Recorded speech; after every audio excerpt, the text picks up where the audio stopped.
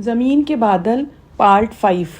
دوسری سڑک پر ایک ٹیکسی مل گئی تھی اور وہ اسی طرح جلد از جلد شراب خانے پہنچ گئے تھے۔ کرنل واقعی اس وقت تم نے کمال کر دیا، ڈان میگائرے نے کہا، ورنہ ایک بار پھر وہی پکارڈلی کے شراب خانے والا منظر میری آنکھوں کے سامنے تھا۔ ہم اس چھوٹے سے کمرے میں جل بھن کر کباب بن جاتے۔ فریدی کچھ نہ بولا، وہ گہری سوچ میں تھا۔ اس نے سگار سلگایا اور کھڑکی کے باہر دیکھتا رہا۔ اندھیرا پھیل گیا تھا، سڑکیں جگمگا رہی تھیں۔ دفتن اس نے کہا تھا، پولیس ضرور آئے گی۔ ہاں آنا تو چاہیے، مگر میں اس جھگڑے میں نہیں پڑنا چاہتا۔ اگر اس چکر میں پھنسا تو کئی دن لگ جائیں گے۔ پھر تم جو بھی کہو ہم کرتے ہیں۔ ہم یہاں سے اگر چلے جائیں تو زیادہ بہتر ہوگا۔ چلے جاؤ، تم پر کوئی پریشانی تو نہیں آئے گی؟ ڈان نے قہقہہ لگایا۔ پریشانیاں تو صرف ان لوگوں کے حصے میں آتی ہیں جو ڈان میگائرے نہیں ہیں۔ فرید تھوڑی دیر بعد بولا تھا، میرا خیال ہے کہ اس وقت تلین نے میڈرڈ چھوڑ دیا ہوگا۔ میں تمہارے لیے پورا اسپین چھان سکتا ہوں۔ نہیں شکریہ، فریدی نے کہا، وہ اسپین پہ ہرگز نہ ٹھہریں گے۔ میں جانتا ہوں وہ کہاں جائیں گے۔ کہاں جائیں گے؟ لیکن فریدی نے جواب نہ دیا۔ شاید وہ لوگ اوپر آ رہے ہیں۔ دوسری طرف عمران اور کیلی جو کسی سائے کو دیکھ کے چونک گئے تھے بولتی ہے۔ عمران کچھ نہیں بولا تھا، اس نے خود بھی نشیب میں کئی قدموں کی آوازیں سنی تھیں۔ واپس چلنا چاہیے، اس نے کچھ دیر بعد کہا۔ شاید وہ نکل گیا۔ تم نے وہاں اتنی دیر بکواس کر کے وقت برباد کیا، کیلی نے کہا۔ عمران واپسی کے لیے مڑ گیا تھا۔ اسے خود بھی احساس تھا کہ اس نے وقت برباد کیا تھا، مگر اس زبان کو کیا کرے جو کافی عرصے سے بے تکی بکواس کرنے کے لیے بے چین تھی۔ وہ نیچے اتر رہے تھے، راستے میں انہیں اوبران اور صفدر ملے۔ کیا نہیں ملا؟ اوبران نے پوچھا۔ بس ان کی وجہ سے نکل گیا، عمران نے ٹھنڈی سانس لے کر کہا۔ میری وجہ سے؟ کیلی تو نکر بولی۔ انہوں نے اپنی دادی اماں کے قصے چھیڑ دیے تھے۔ ارے ارے ارے ارے، میں نے چھیڑے تھے یا تم نے؟ کیلی نے حیرت سے کہا تھا۔ ارے تو پھر میں ہی بھول رہا ہوں گا، میری یادداشت بہت کمزور ہے۔ خدا ان محترمہ کے حال پہ رحم کرے، صفدر نے ٹھنڈی سانس لے کے اردو میں کہا تھا۔ مارشل نکل گیا، یہ بہت برا ہوا، اوبران بڑبڑایا۔ وہ واپسی کے لیے مڑ گئے۔ ہنٹر اور کرامویل قیدی کے ساتھ اس غار میں موجود تھے۔ غار میں پہنچ کے عمران نے اوبران سے کہا، کیا ان کے سامان کو اچھی طرح دیکھ لیا گیا ہے؟ ہاں۔ کوئی کام کی چیز؟ نہیں، کوئی خاص چیز تو نہیں ملی، اوبران نے جواب دیا۔ لیکن عمران شاید مطمئن نہیں ہوا تھا۔ اس نے دوبارہ وہاں ایک ایک چیز کا جائزہ بغور لیا، لیکن کوئی ہاتھ میں چیز نہ لگی۔ وہ تھوڑی دیر کے بعد اپنی قیام گاہ کی طرف روانہ ہو گئے تھے۔ یہ مارشل کون ہے؟ عمران نے اوبران سے پوچھا۔ اوہو، سب سے پہلے مجھے تمہارا شکریہ ادا کرنا چاہیے۔ تم وہاں تنہا رہ گئے تھے۔ آخر وہ تم سے تنہائی میں کیا چاہتا تھا؟ اپنی موت۔ اوہ، کیا وہ مر گیا؟ ہاں، میں نے تو باز رکھنے کی کوشش کی تھی، مگر وہ مر ہی گیا۔ کیا تمہارے پاس بھی کوئی ویسا سنہرا اسفنج ہے؟ اگر نہ ہوتا تو میں اس کے استعمال سے کیسے واقف ہوتا؟ تم تو واقعی حیرت انگیز ہو۔ میں تمہیں ہمیشہ یاد رکھوں گا دوست۔ اب مارشل کے متعلق پوچھ رہا تھا۔ ارے نہ پوچھو تو بہتر ہے، مجھے بتاتے ہوئے شرم آئے گی۔ ارے یہاں اندھیرا ہے، بتا دو، تمہیں شرماتے ہوئے نہ دیکھ سکوں گا۔ وہ بدبخت میرے ہی محکمے کا آدمی ہے اور میرے ہی برابر کا عہدہ بھی رکھتا ہے۔ محکمے میں کب سے ہے؟ بہت دنوں سے، تقریباً 12 سال پرانی ملازمت سمجھ لو، اور وہ زیرو رینک کے لیے کام بھی کرتا ہے۔ ہاں، اسی طرح یہ لوگ ہماری خفیہ ایجادات چرا کے نامعلوم زیرو لینڈ تک پہنچانے میں کامیاب ہوتے ہیں۔ ارے میں کہتا ہوں، آخر یہ مہم کس توقع پہ ترتیب دی جا رہی ہے؟ ہمارا خیال ہے کہ یہ زیرو لینڈ امیزن کے کسی دشوار گزار علاقے میں ہے۔ یہ امیزون کے جنگل جو ہیں ساؤتھ امریکہ میں، میرے خیال میں۔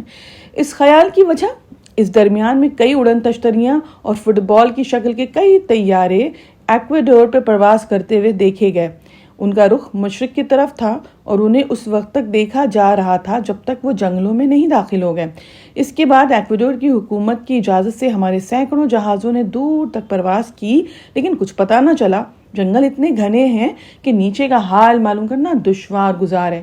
ابھی ہمارے پاس ایسے ہیلی کاپٹر بھی نہیں ہیں جنہیں لمبی پرواز کے لیے کام میں لایا جائے۔ عمران کچھ نہ بولا، وہ چلتے رہے۔ کیلی صفدر سے عمران کے متعلق گفتگو کر رہی تھی اور صفدر اس کی تو سمجھ میں نہیں آ رہا تھا کہ وہ اسے عمران کے متعلق کیا بتائے، کیونکہ عمران تو خود اس کی سمجھ سے بھی باہر تھا۔ وہ قیام گاہ پہ پہنچ گئے تھے۔ یہاں وہ دونوں ملازم ایک جگہ بندھے پائے گئے جن کے سپرد آلڈرس کی لاش کی نگرانی تھی۔ مسٹر اوبران، میرا خیال ہے کہ ہم ان تینوں قیدیوں کو یہیں چھوڑ کے باہر کھلے میں نکل چلیں۔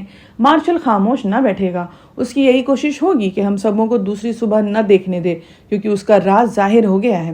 ظاہر ہے کہ وہ تمہارے ملک کی سیکرٹ سروس سے بآسانی الگ ہونا پسند نہیں کرے گا۔ تم ٹھیک کہہ رہے ہو دوست، ابھی تک تم نے جو بھی کہا ہے ٹھیک نکلا ہے۔ اس گفتگو کے بعد تینوں قیدیوں کو زمین پر گرا کے ان کے پیر بھی باندھ دیے گئے، ان کے حلق میں رومال بھی ٹھوس دیے گئے، پھر وہ نکل پڑے۔ عمران اپنا سوٹ کیس اٹھانا نہیں بھولا تھا۔ اوبران نے کہا، کیا سامان بھی لے چلنا ہے؟ جیسا دل چاہے، میں تو اپنا سوٹ کیس ہر وقت ساتھ رکھنے کا عادی ہوں بھائی، کیونکہ میری عقل عموماً اسی میں بند رہتی۔ ویسے گیلی اگر چاہیں تو کیلی اس نے تقریباً جھلا کے کہا تھا۔ او معاف کیجیے گا، مجھے بھول جانے کا مرض ہے اور یہ میرا پیچھا نہیں چھوڑتا۔ اب مسٹر اوبران کا نام مجھے کبھی بلی ماران یاد آتا ہے، کبھی برگزان۔ ہاں تو بس ٹھیک ہے، اب چلنے کی کریے۔ وہ باہر نکل آئے۔ انہوں نے کھڑکیاں اور دروازے تو بند کر لیے تھے، لیکن کیروسین لیمپوں کی روشنی ویسے ہی تھی۔ وہ کچھ دور چلنے کے بعد چٹانوں کی اوٹ میں ہو گئے، لیکن ان کا رخ لکڑی کے مکان کی طرف تھا۔ 1 گھنٹہ گزر جانے کے بعد کیلی بڑبڑائی، کیا آج کی رات یوں ہی نکل جائے گی؟ نہیں، اور بھی شامتیں آئیں گی، عمران سر ہلا کے بولا۔ اور پھر اچانک انہوں نے لکڑی کے مکان سے شعلے بلند ہوتے دیکھے۔ ان میں سے کئی تو بوکھلا گئے۔ نہیں، اگر اندھیرے میں اپنے جسم چھلنی کرانا چاہتے ہو تو ضرور جاؤ اس طرف، عمران غرایا تھا۔ ان میں سے کئی بہت بار بڑبڑائے، کیونکہ انہیں اپنے سامان کی فکر تھی۔ دفتن انہوں نے ٹامی گن کی آواز سنی۔ آہا، تو وہ تنہا ہے، عمران نے کہا۔ کسے کہہ رہے ہو؟ اگر وہ کئی ہوتے تو آگ لگا کر فائر نہ کرتے، ہمیں زندہ پکڑنے کی کوشش کرتے، کیونکہ اس ٹکراؤ کا مقصد تو صرف سنہرے اسفنج کے ٹکڑے کو حاصل کرنا تھا۔ خیر ٹھہرو، دیکھتا ہوں۔ عمران ٹامی گن سنبھالے اندھیرے میں رینگ گیا۔ لکڑی کی عمارت سے شعلے بلند ہو رہے تھے اور ٹامی گن شور مچا رہی تھی۔ ایسا معلوم ہو رہا تھا جیسے اسے استعمال کرنے والا پاگل ہو گیا ہے۔ پھر یک بیک انہوں نے 2 ٹامی گنوں کی گرجنے کی آواز سنی۔ اوہو، کیا ٹکراؤ ہو گیا؟ صفدر بڑبڑایا۔ ٹھیک اسی وقت دور سے عمران کی آواز آئی، ارے باپ رے، یہ تو مر ہی گیا۔ اور پھر وہ چٹان کی اوٹ سے نکل کر جلے ہوئے مکان کی طرف بھاگے تھے۔ دوسری طرف طیارہ میڈرڈ سے نیو یارک کے لیے پرواز کر چکا تھا اور حمید سوچ رہا تھا کہ آخر یہ نیو یارک کی کیا سوجھی۔ فریدی نے ابھی تک کچھ نہیں بتایا تھا۔ ایز یوزول ڈان میگائرے سے رخصت ہونے کے بعد بھی وہ کئی دن تک میڈرڈ میں ٹھہرے تھے۔ اس دن فریدی کا زیادہ تر وقت ادھر ادھر تار دینے میں گزرا تھا۔ دوسرے ہی دن وہ نیو یارک کے لیے روانہ ہو گئے تھے۔